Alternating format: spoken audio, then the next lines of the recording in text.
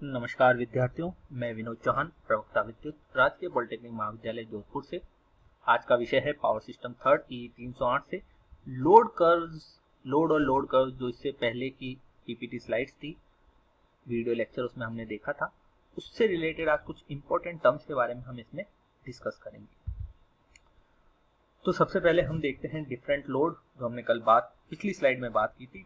First होता है domestic, commercial और इंडस्ट्रियल लोड।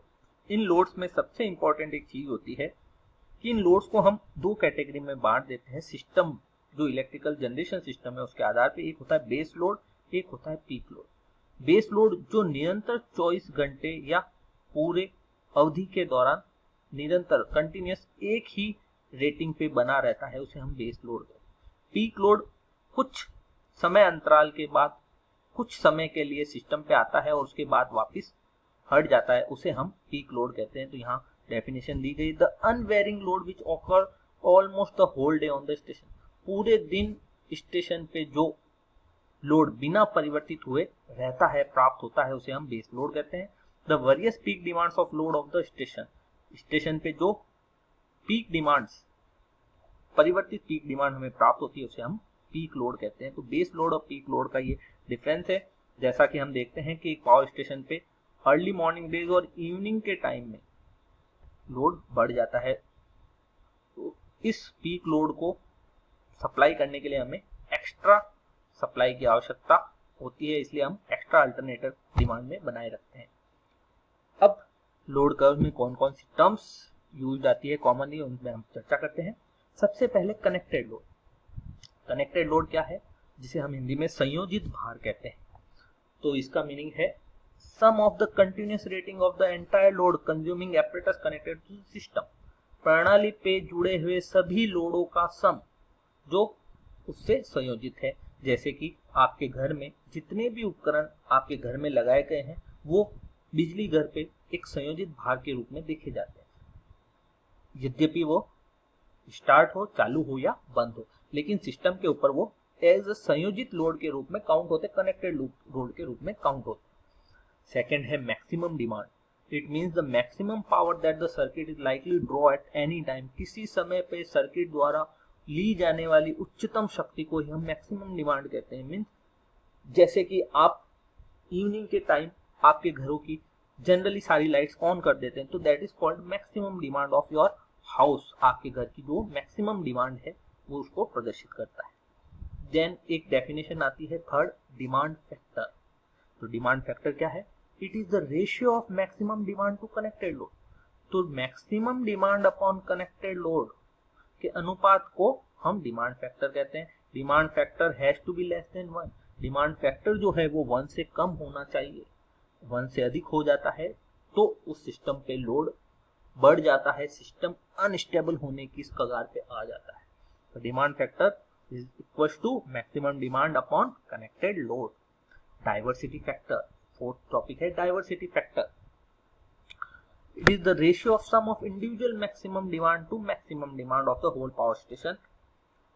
तो इसे हम ऐसे देखेंगे कि किसी सिस्टम पर जो मैक्सिमम एक डिमांड होगी और इंडिविजुअल मैक्सिमम डिमांड, जैसे एक बड़ी कॉलोनी है, उसके अंदर 10 मकान, तो हर मकान की इंडिविजुअल मैक्सिमम डिमांड को ऐड कर लें बटा पूरे कॉलोनी की मैक्सिमम डिमांड कितनी है उसको डिवाइड करते हैं, तो डाइवर्सिटी फैक्टर कहलाता है। Means sum of individual maximum demand, means maximum demand का प्रत्येक का अलग अलग का सम बटा मैक्सिमम डिमांड, पूरे सिस्टम पे जो मैक्सिमम डिमांड है उसको हम डिवाइड कर देते हैं। It is always greater than 1, ये हमेशा 1 से अधिक होती है। पांचवा है लोड फैक्टर, ये बहुत इंपॉर्टेंट है। It is the ratio of average demand to maximum demand. Average load factor basically होता है average load upon maximum demand. Average load system पे कितना बना हुआ है बटा मैक्सिमम डिमांड। तो लोड फैक्टर का फॉर्मूला इसी से निकल जाता है। Energy produce in a given time, एक दिए हुए समय में एनर्जी कितनी प्रोड्यूस हो रही है बटा upon maximum demand. Maximum demand कितनी है into hour of operation in given period. उस पीरियड में कितने घंटों तक आपने ऑपरेशन किया है जनरेशन के लिए, तो that is load factor. Sixth है plant capacity factor. Plant capacity factor, it is the ratio of average annual load to the plant rated capacity. तो जो एवरेज एनुअल लोड है वह प्लांट रेटेड कैपेसिटी का जो अनुपात है उसे हम प्लांट कैपेसिटी फैक्टर कहते हैं। मींस उस प्लांट के ऊपर कितनी कैपेसिटी है। Plant capacity factor equal to का सूत्र बन जाएगा एनर्जी प्रोड्यूस इन 1 ईयर, एक साल में कितनी एनर्जी प्रोड्यूस हो रही है बटा प्लांट रेटेड कैपेसिटी, प्लांट की रेटेड कैपेसिटी इनटू 8760।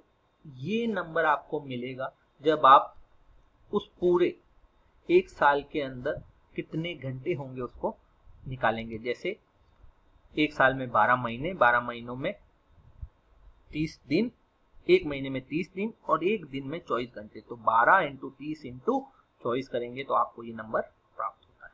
तो इस प्रकार plant capacity factor. Then plant use factor, plant उपयोगी गुणांक। तो इसे कैसे डिफाइन किया गया है, तो plant use factor is equal to actual energy produce, वास्तव में कितनी ऊर्जा उत्पादन की जा रही है बटा प्लांट कैपेसिटी। प्लांट कैपेसिटी क्या है, और plant operation time in hours, और प्लांट कितने टाइम तक ऑपरेशन में है। इससे हम प्लांट यूज फैक्टर निकालते हैं, प्लांट कितना उपयोग में आया गया है। यूटिलाइजेशन फैक्टर, उसका उपयोगी गुणांक कितना है, तो it is the ratio of maximum load to rated capacity. तो मैक्सिमम लोड व रेटेड कैपेसिटी का अनुपात ही यूटिलाइजेशन फैक्टर कहलाता है। धन्यवाद दोस्तों। तो इसी के साथ किसी भी प्लांट के ऊपर जो जो टर्म्स है वो हमने डिस्कस की। धन्यवाद।